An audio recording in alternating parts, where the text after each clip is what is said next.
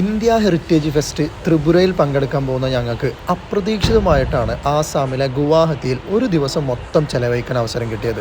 ആസാമിലേക്ക് train എത്തുമ്പോൾ കാഴ്ച ഇതാണ്. എന്ത് ബ്യൂട്ടിഫുൾ ആയിട്ടുള്ള മോർണിംഗ് ആണെന്നോ. ട്രെയിനിന് പുറത്തുള്ള കാഴ്ച അങ്ങനെയാണെങ്കിൽ അകത്തിതാ എന്തോ ഒരു പ്രശ്നം നടക്കുകയാണ്. അത് കള്ളനാണോ അതോ വേറെന്തോ പ്രശ്നമാണെന്നോ ഭാഷ അറിയാത്തതുകൊണ്ട് എനിക്ക് മനസ്സിലായില്ല. എന്തായാലും പ്രശ്നം കുറച്ച് ഗുരുതരമാണ്. അങ്ങനെ ഞങ്ങൾ ഗുവാഹത്തിയിലെത്തി. കോയമ്പത്തൂരിൽ നിന്ന് ഈ ട്രെയിൻ കയറിയിട്ട് ഇപ്പോൾ അത് 3 ദിവസമായി. അതിൻ്റെ എല്ലാ മുഷിപ്പും ഞങ്ങൾക്കുണ്ട്. പ്രീപെയ്ഡ് വെയിറ്റിംഗ് ഹാളിൽ കയറി കുളിച്ചു ഫ്രഷായി അവിടെ 1 മണിക്കൂർ റെസ്റ്റ് എടുത്ത് പുറത്തിറങ്ങിയപ്പോൾ എല്ലാവരും സെറ്റായി ഹാപ്പിയായി ഫോട്ടോസൊക്കെ എടുത്ത് ഗുവാഹട്ടിയിൽ എത്തിൻ്റെ സന്തോഷങ്ങൾ പ്രകടിപ്പിച്ച് പുറത്തിറങ്ങി. റെയിൽവേ സ്റ്റേഷൻ്റെ ഓപ്പോസിറ്റുള്ള ഒരു റെസ്റ്റോറൻറ്റ് കയറി ഭക്ഷണം കഴിച്ചു. ഞാൻ കഴിച്ചത് ഫ്രൈഡ് റൈസ് ആയിരുന്നു. 120 രൂപയാണ്. ഓക്കെ എന്ന് പറയാം. പുറത്തിറങ്ങി കാഴ്ചകൾ കണ്ട് നടക്കാൻ തീരുമാനിച്ചു. ഇവിടുത്തെ കരിമ്പ് ജ്യൂസ് മെഷീനിൻ്റെ കോലം ഇങ്ങനെയാണ്. ഗുവാഹട്ടിയിലെ തെരുവിലൂടെ ഇങ്ങനെ നടക്കുകയാണ്. ഇവിടുത്തെ സൈക്കിൾ റിക്ഷയാണ് അടിപൊളിയായത്. മാത്രമല്ല ഇവിടുത്തെ പബ്ലിക് ട്രാൻസ്പോർട്ട് ബസ് എന്താ അതിൻ്റെ ഒരു ചൊറുക്ക് നോക്കി. ഗുവാഹട്ടിയിലെ തെരുവിലൂടെ ഞങ്ങൾ പോകാൻ ഉദ്ദേശിക്കുന്നത് ആസാമിലെ സ്റ്റേറ്റ് മ്യൂസിയത്തിലേക്കാണ്. മ്യൂസിയത്തിലെ ടിക്കറ്റ് നിരക്ക് 33 രൂപയാണ്. സ്റ്റുഡൻസിന് 11 രൂപയാണ്. ഞങ്ങൾ സ്റ്റുഡൻസിൻ്റെ ടിക്കറ്റിൽ 11 രൂപക്കാണ് കയറിയത്.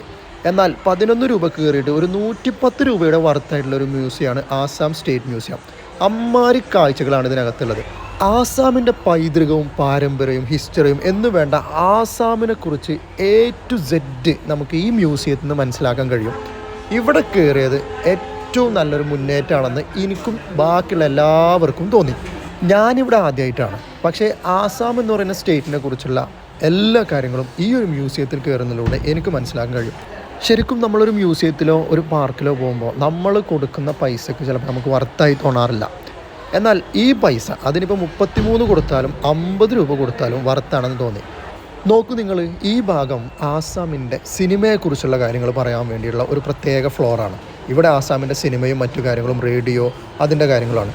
പിന്നെ ഞങ്ങൾ അവിടെയുള്ള ഫീഡ്ബാക്ക് ബുക്കിൽ ഞങ്ങളിവിടെ ഒരു ഫീഡ്ബാക്ക് എഴുതാൻ തീരുമാനിച്ചു. ആ ബുക്കിൽ ഒരുപാട് ഭാഷകളിൽ എഴുതുന്നുണ്ടെങ്കിൽ കൂടി മലയാളത്തിൽ എഴുതിയത് വേറെ ആരും ഉണ്ടായിരുന്നില്ല. അത് ഞങ്ങൾ എഴുതിയിട്ട് ആ കാഴ്ചകൾ കണ്ട് പുറത്തിറങ്ങി. ഈ റിക്ഷയാണ് എനിക്കിവിടെ അട്രാക്ഷൻ തോന്നിയ ഏറ്റവും വലിയ മറ്റൊരു കാര്യം. ഗുവാഹട്ടിയിലെ കാഴ്ചകൾ കണ്ട് ഞങ്ങൾ മുന്നോട്ട് പോവുകയാണ്. കാഴ്ചയിൽ യാത്രയും ജീവിതവും തുടരും. അപ്പോൾ